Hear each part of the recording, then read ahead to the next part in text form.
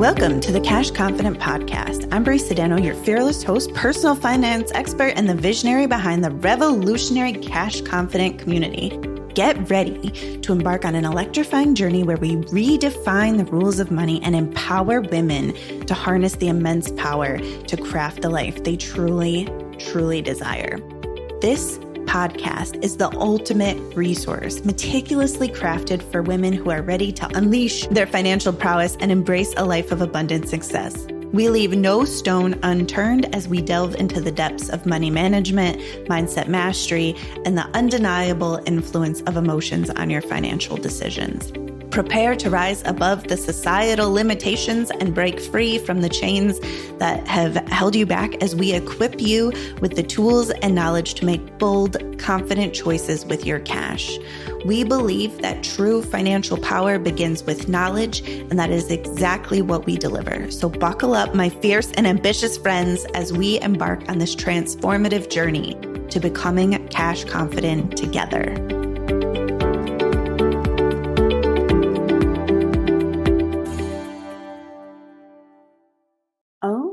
Hello, everyone. Today on Cash Confident Podcast, what we're going to be talking about is some investment basics.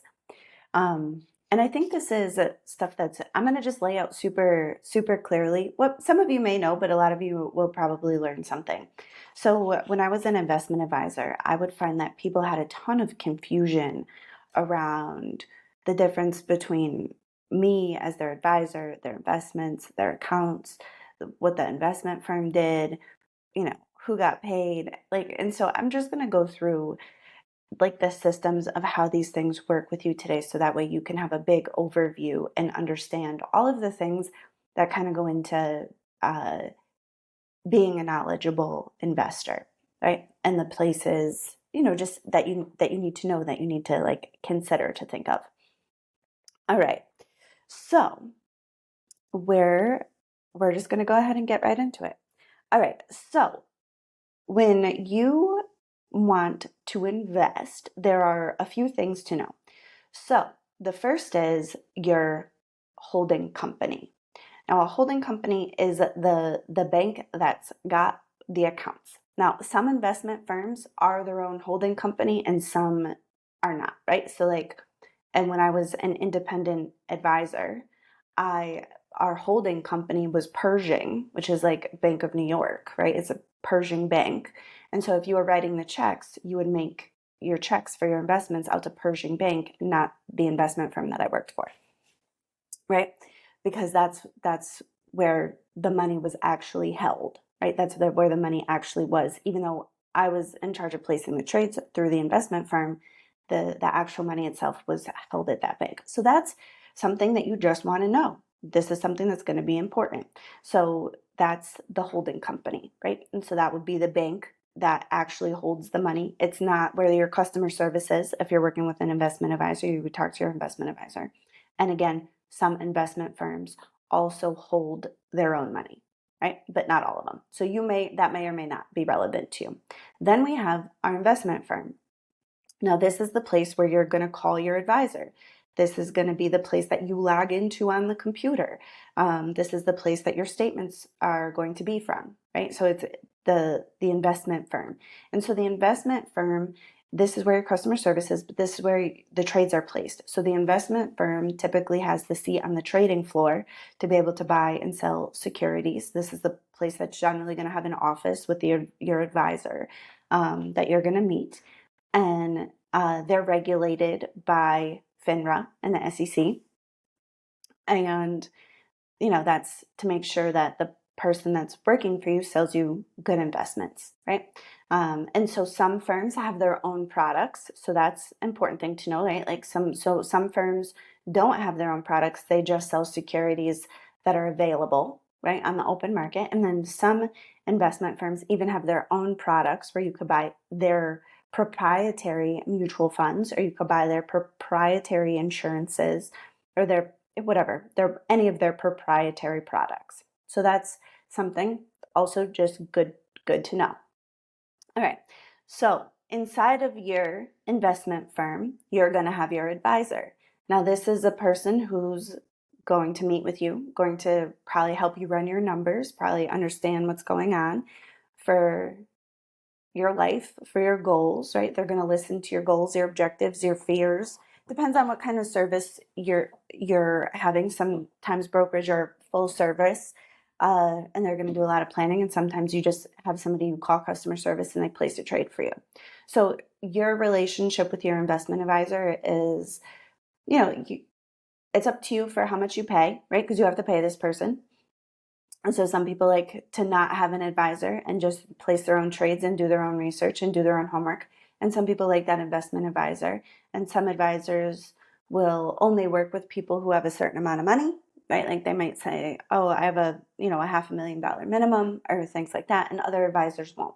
So you're going to want to pick an advisor that works for you. When you're looking for an investment advisor, the things that I suggest looking for are you want to ask them about their credentials. So each set of credentials that an investment advisor could have allows them to sell different things. This is important to you because let's just say, for example, if your investment advisor only sells insurance products, you're going to end up buying a lot of insurance products, which is not necessarily good or bad or right or wrong, but you do want to make sure that they have the credentials to sell you everything that you need, right? So there's the Series 7. And so you want to ask your investment advisor if they have a Series 7. This allows somebody to sell stocks and bonds and mutual funds. So they can sell you anything that's basically available in the market. Then there is a 63, which allows somebody just to sell mutual funds. And so a lot of advisors that work at banks will have a 63. And then there's a 66, which allows you to sell mutual funds and allows you to sell what's called managed money or wrap account, or it's an option that's like available where your advisor just manages your money for a set fee and not each trade is like they'll have discretion over your account. They'll have it, I guess is the best way to put it. All right. So then there's insurance licenses. There's life insurance, right? And variable VUL. It's variable. What's the word? Variable universal life products. So there's life insurance and VUL. Right. So you're going to want to ask your investment advisor when you're picking one, what are their, what licenses do they hold? What credentials do they have? Because that's going to tell you what that person can sell or what they cannot sell. And you can even just ask them that like as a point blank question. So you don't have to remember, what licenses do what. You just want to be like, what can you sell and what can you not sell? Right? That's an important question. Because when we're taking care of all of your money, you're probably going to want somebody with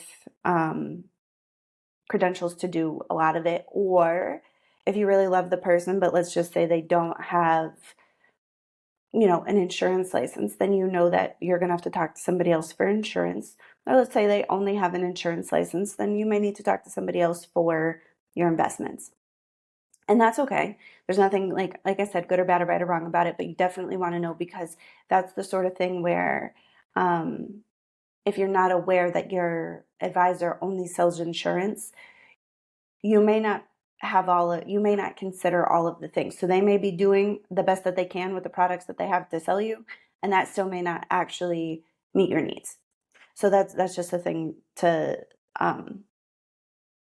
just to be aware of. All right. So then we have your accounts. Now, accounts, there are regular brokerage accounts, which have no really affiliation with the government other than they get taxed, right? But then we have our accounts that generally are going to have a set of letters or numbers with them, like your IRA or your 401k or your simple IRA or your SEP IRA or your 457 or your 403b. These accounts with letters and numbers in front of them generally are accounts that have a set of advantages and rules with the government, right? So like an IRA, for example, is a retirement account. It's an individual retirement account that allows you to put money aside.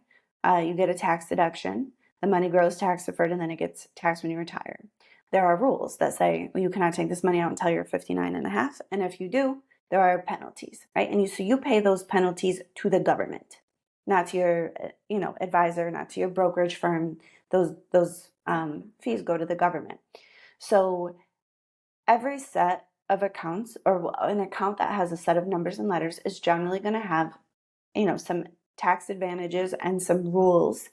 And you're going to want to understand how those things work, right? Like different accounts are made for different situations, for different kind of things, right? So like you would not want to use a retirement account to save money for a home upgrade unless you were already 59 and a half. Like, because it wouldn't be the best vehicle, right? And so it wouldn't be the best way to get there. So these are the things that most of the time, if you're going to work with an advisor, they're going to give you some suggestions on. They're going to listen to what's going on, and they're going to make some suggestions on what kind of accounts you need to meet certain objectives. And so a lot of this is going to play into like tax diversification, which is just like a way to make sure that when you retire, your accounts are diversified enough that you have, some, I guess, just tax diversification, that some of your accounts will be taxed at ordinary income, some of your accounts may not be taxed if they're Roth, and you're going to work that out with your investment advisor. Now, inside of the accounts go the investments, right? So this is the place where people get the most confused, where they think, oh, I have a 401k, so I'm investing for retirement. And that's not true. You have a 401k and you may be investing for retirement, or you may just have cash in that account, right? So your investments go inside of the account, right? And so those are going to be your stocks, your bonds, your mutual funds. If you're a sophisticated investor, you may be able to put things like real estate into your retirement accounts or things like that, but that's a little bit more complicated. And so, so stocks, bonds, mutual funds, those are your investments. So when you can open up, let's say you can go to meet with an advisor who works for an investment firm where your money's going to be held, at a holding company, or it could just be held with the investment firm. The investment firm could be the holding company. And when you meet with that advisor, they're going to help you to open up and pick out the right kind of accounts for what you're looking for. And inside of those accounts go your investments. And so that may be discussions about your risk tolerance and how much money you're looking to make. And if, growth in income or growth, or aggressive investments or safe investments or income-based investments, those investments that you buy will go inside of the account. And that's how you make the money. And also, you could also pick to leave your money in cash, which is not a great investment strategy, and I would highly avoid it, other than if you're saving the cash for a reason, like if you're going to buy a bigger investment, or if you're waiting, if there's a reason to have cash in your investment accounts, then okay, by all means. But sometimes when I would talk to people, they'd be like, oh, I'm investing, I'm watching my account go up, but they never bought stocks or bonds. All of their money was sitting in cash inside of their retirement accounts. So they were using a retirement account thinking that it was an investment, but it wasn't. It was just, they just had cash in a retirement account. And that's the thing that happens. So when you open up your statements, you want to see that your money is in a stock or a bond or a mutual fund. Or if you're holding on to cash for a reason, that you know what the reason is and you know when it's time to take action. All right. So I just wanted to do this topic because this is a thing where people get super confused. Well, they'll be like, oh, I thought, I was working with like BRIE Sedano, when they get the statement that also says Pershing LLC. And then they're like confused. They're like, well, she doesn't work at Bank of New York or Pershing. I go to, I go to this place. Why would I get a statement there? And it's like, yeah, because that's where the money is held. And then we have the investment firm, and then you have your advisor, and then you have your accounts, and then you have your investments. And so also you can change your investments inside of your accounts. You could choose different strategies or different ways of looking at things, and that's all fine and good. But a lot of times, people are just unclear about these different things, and then they get really confused. And I think So anyways, I hope you learned something new. This was not I don't know, maybe the juiciest of topics, but I feel like this is really important stuff to know and understand to go and be like a good client for an investment advisor, or to know the things that you need to look for if you were going to open your own accounts. And I guess I will just wrap up by saying, so some investment firms are full service where you're going to work with an advisor and they're going to help you and you're going to pay them. You usually pay them out of your account. You don't generally write a check, although you could. Some advisors do charge fee for service rather than commission. And you could also get a discount firm where you're gonna, like a discount brokerage, where you're gonna do your own research and you're gonna place your own trades, and then you're gonna pay much less in fees because you're not gonna be paying for that service, but you'll be responsible, and so you'll be doing your own research. You'll be picking out your own things. So that's really, if you were thinking about working with an advisor, really the value that they bring is they stay on top of the market, they do the research, they listen to you, they shop out the products that are best going to serve you. And then they generally will get paid a fee for planning, or they'll get paid a commission on the product, the financial service products that you buy, or some will charge a wrap fee.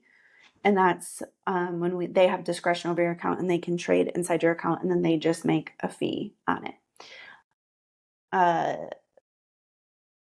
And then mutual funds are sort of investment that also charges a fee. I think that's probably worth mentioning. And sometimes your investment firms or your holding firm will also charge a fee for the paper for the statements and any tax reporting that's done. All right, so that is some investment basics for you. So things that you want to just know and understand is where your money is held, your holding company, with what firm you're working with, who your investment advisor is, what types of accounts you have, and what types of investments are in those accounts. So that's kind of the layers of things to know for your investments. All right, I hope this was helpful, and feel free to share it with a friend who you love very, very much. It was my pleasure and joy to talk with you today. Thank you for listening. If you found value in our conversation, I kindly ask you to share the show with a friend who deserves to unleash her financial power. Your feedback is so, so valuable to me. So please take a moment to leave a review. Together we can amplify the message and bring more money into the hands of good women. For ongoing guidance and unwavering support on your financial journey, I invite you to join the Cash Confident community.